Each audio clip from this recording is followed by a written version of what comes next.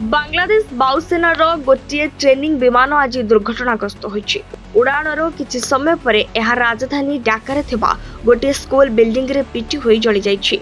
ढाकार उत्तरांचल रे थिबा milestone school और कॉलेज बिल्डिंग एथिजोगु गभीर भाव में क्षतिग्रस्त होइछि। घटना मोट 19 जनकर मृत्यु होइतबा बेले 70 रु अधिक लोक आहत होइछथि।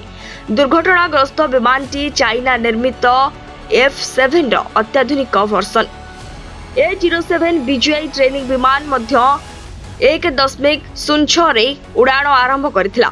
उड़ाण भरिबार किछि समय परे ही यह स्कूल कैंपस बिल्डिंग रे पिटी होई जाइतला।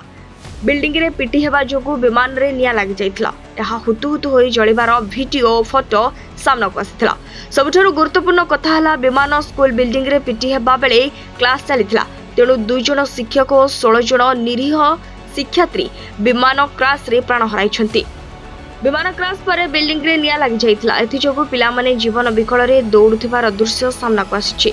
आहत मानकु बांग्लादेश आर्मी अग्निशम कर्मचारी और अन्य उद्धारकारी टीम घटनास्थल नै ढाकार 6टी हॉस्पिटल ले भर्ती करछंती। मध्याह्न 1:22 रु अग्निशम कर्मचारी उद्धार कार्य रे नियोजित होइछंती।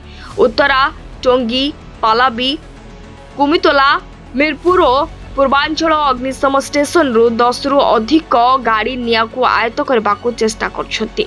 निया आयत्त होतिले ही एजाय उद्धार कार्य शेष होइनी। Bureau report ETV Odisha live.